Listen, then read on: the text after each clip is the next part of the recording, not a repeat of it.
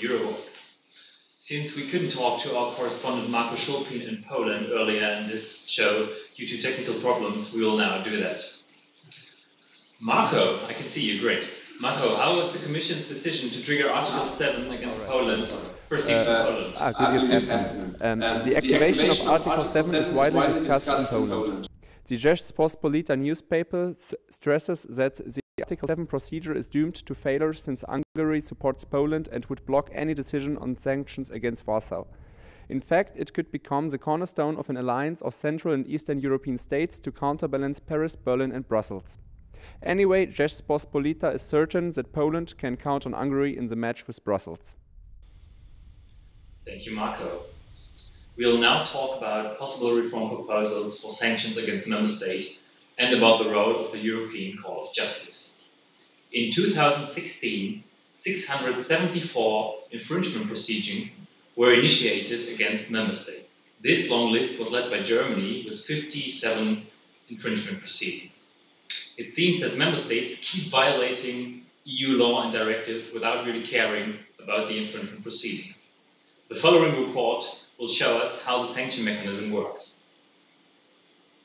The Court of Justice is the EU institution which imposes fines on member states which do not comply with EU law. Those infringement procedures can be initiated by the Commission or member states. Especially in case of transposition delays, the Court of Justice can be assigned to intervene. The process of national transposition can be influenced by many country-specific aspects and varies from case to case. However, many member states accept fines and sanctions to determine the point in time when they finally implement the concerning EU law. Thereby, the extent of a fine is often of secondary importance. Nevertheless, it needs to be questioned whether the existing sanctions mechanisms are sufficient or not. I'm right now talking to Stefan Hausner, a lecturer at the University of Duisburg-Essen in Germany. Mr. Hausner, do you consider the current sanctions to be effective? And if not, how should they be reformed in order to be more powerful? Well, I think it depends on which sanctions you mean. If you mean sanctions or fines in EU competition law, they work quite fine. They are really high for some enterprises. Let's consider Apple with 15 or 16 billion fine, but Ireland wasn't able to take it from Apple so far. So there we have more problem of enforcement and not so with the sanctions itself. If you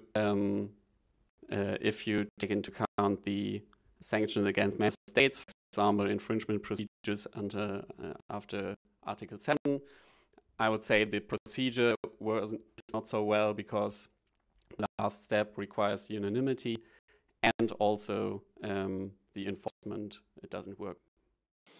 Mr. Hausmann, now let us talk about the European Court of Justice that is often criticized for being too influential. How do you evaluate the current expansion of the European Court of Justice that is about to double the number of judges? Well, there's always this problem. If you have more member states, you require more seats for anybody. I think double the European Court of Justice might be a bit more bureaucracy, but if everyone is pleased with it, so it's fine. Thank you, Mr. Hausner, for your interesting analysis. We'll now listen to commentary by my colleague Marco Schulpin about the role of the European Court of Justice and about possible ways to reform it. All right. The European Court of Justice has recently been criticized for many aspects. This critique is mainly linked to the increasing importance and rising workload of this EU institution and a significant lack of legitimation. The number of new cases rises continuously. That's why it has been decided to double the number of judges from 28 to 56. However, this reform is perceived skeptically within the scientific community. Alberto Alemano and Laurent Petsch, both Jean Monnet professors for EU law, call it a yesterday's solution for yesterday's problem. A reform should be in a more qualitative rather than a quantitative manner. The Court of Justice functions with hardly any scrutiny of its actions. Decision-making is mostly non-transparent and without any extra expertise. That's why the Court should change into a more open functioning. One should be also aware of the fact that the Court of Justice is a court created for contract violations by EU member states. It has been criticized that the court over-interprets its competences and influences legislative proceedings, especially when the legislator incorporates judicial considerations in the policy-making process. The court impacts European integration.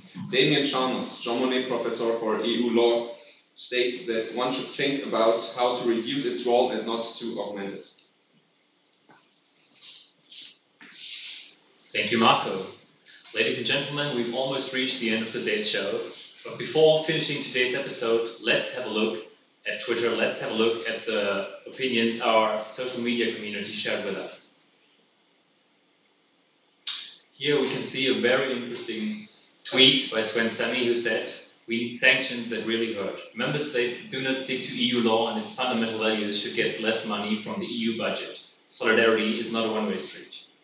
And our expert Stefan Hausner repeated answer to that, not so sure. Financial support like the Cohesion Fund or ERDF are tools to achieve goals for the EU itself. The principle economic aid against democratization corresponds more to dealing with third world dictatorships. So we can see that the question about cutting the EU budget for member states that do not stick to EU law is a very hot topic. And we have another tweet by Najma Yari, who sits here with us. She said, "Sanctions against EU member states. Does the EU Council need to reach consensus when it comes to suspending a member state's right to vote?" And here she I think that she refers to the current case with Poland, where Hungary already declared her veto in the case of the suspension of the right to vote. Ladies and gentlemen, that was today's episode of Eurovox. Thanks for watching. I wish you a very nice evening and goodbye.